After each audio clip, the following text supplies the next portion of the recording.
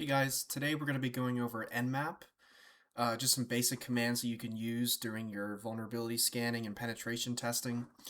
Nmap is a very widely used, very popular scanning and enumeration tool for when you're doing your offensive security stuff. So I've got a Hack the Box booted up here. This is the 2 million box. It's retired. And I'm connected with a VPN, and so we're going to do Nmap and just put in the IP, right? Just a basic command.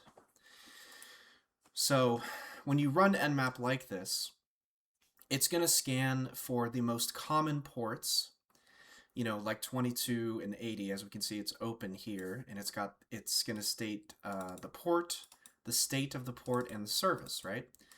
Pretty useful information. So what if we wanted to scan all ports? Well, you can do that by doing -p- as a flag. Go ahead and run that. That's going to go through every single port from 1 to 65536, I think. Okay, so it's finished scanning, and as you can see, it went through all of the ports and, of course, found that only 22 and 80 is open. Okay, great. So let's say you want to speed up your scan. Or actually, let's go over there's two common flags here. So there's dash, lowercase s and c. Now this is going to give you, it stands for scripts, and it's going to give you some more information about these ports. It's going to give you the SSH key if there's SSH on there. And it's going to tell you some more information like this, right? So if we go to the Nmap help page and we actually look up the -sc. So yeah, so if we go to the Nmap help page and we go to -sc, we can see that it's equivalent to running scripts that will give you more information about the services that are running. Okay. Another common one is -sv, which is going to give you the versions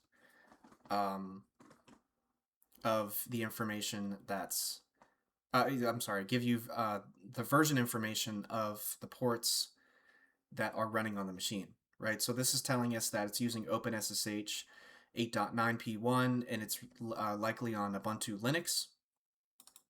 And then this service again confirms that it's on Linux, and it also gives us the HTTP web server type Nginx. So if you wanted to sort of combine these two flags, there's a flag called -a, which is going to give you these two, which is going to give you those two flags that we just ran, and give you traceroute information and stuff like that, right? So let's run this. Yeah, so as we can see, it provides a traceroute from your machine to all the way to the remote machine, wherever it is. It gives you the hops as well, right? So there's 2 hops, makes sense. And this is giving you, the combined information. So very, very thorough. Let's say you wanted to mess with the speed of a scan. So there's a flag called -t, and it's 1 to 4, with 5 being the fastest and 1 being the slowest. Now, something to keep in mind is that when you're doing an actual penetration test in the field,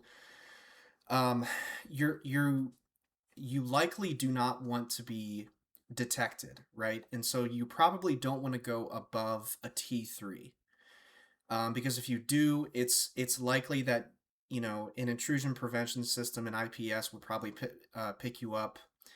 I don't know, some sort of firewall might flag it. But just for the sake of this video, we're going to run a T5, and this should be fairly quick, even with a -a, which is grabbing all of the information.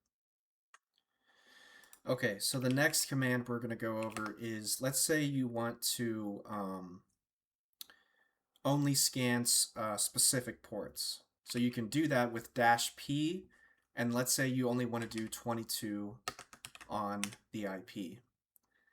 So that's going to go in only scan 22 right there.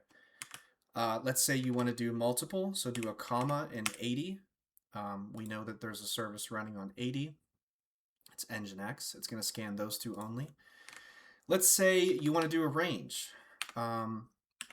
You just do a dash between the two ranges, hit enter. It's going to scan in that range. So yeah, 57 closed TCP ports, that's between 22 and 80, and it's an inclusive range, so it includes the 22 and 80. Yeah, so there you go. I think I'll probably stop there. I think that's enough information for now. Let me know if this helps.